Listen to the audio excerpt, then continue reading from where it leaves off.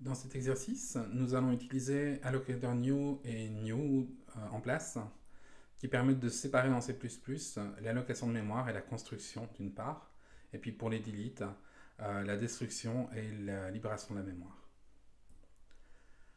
Toujours le même principe que dans la vidéo précédente, on vous demande qu'affiche le code suivant. On a donc une classe C qui nous affiche constructeur et destructeur. Et puis on a une fonction principale qui affiche M1, M2, M3, M4, M5, et une fonction f qui affiche F1, F2. Et comme cette fonction f est appelée entre M2 et M3, eh bien, juste les cout qu'on voit dans les deux fonctions affichent M1, M2, F1, F2, M3, M4, M5.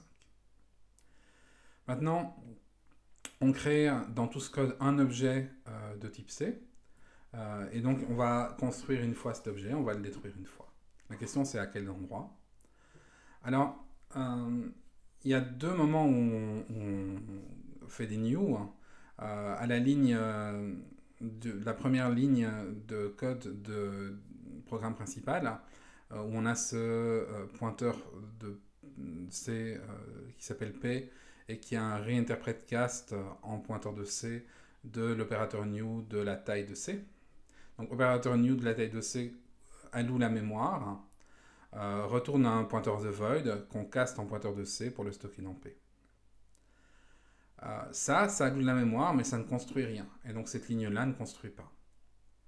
Par contre, après, quand on rentre dans la fonction P et qu'on fait un new en place de C en lui donnant 6 comme paramètre, c'est à cet endroit-là, c'est le new en place qui appelle le constructeur. Et donc, ici, ce sera affiché entre F1 et F2. Ensuite, il y a deux opérations qui vont avoir lieu pour détruire cet élément. Il y a d'une part, entre les lignes M3 et M4, un appel explicite au destructeur, et puis entre M4 et M5, la libération de la mémoire avec l'opérateur delete. Alors, la destruction de l'objet, elle se fait par l'appel explicite au destructeur, donc entre M3 et M4. Et donc D6 apparaîtra entre M3 et M4. Dans le deuxième exercice, on refait essentiellement le même code. Ce qui change, c'est que cette fois-ci, on alloue de la mémoire pour stocker deux éléments. Si vous regardez dans l'opérateur new, on met deux fois size of de C comme paramètre. Et puis dans la fonction f, on fait une boucle sur les valeurs 0 et 1. Donc on itère deux fois. Et on va allouer en place AP et AP plus 1. On va construire en place à l'emplacement P et puis à l'emplacement P plus 1. Un élément de type C auquel on passe les valeurs 5 et puis 6. Donc on va avoir deux constructions I5 et I6, et puis évidemment deux destructions qui vont se faire ensuite. Alors si on regarde, la construction elle se fait donc par le new en place, donc celui qui est entre F1 et F2. Et donc on voit I5 et I6 qui apparaissent entre F1 et F2. Et puis la destruction on a deux destructions qui sont appelées, on a deux appels explicites au destructeur, un qui est entre M3 et M4 et un qui est entre M4 et M5.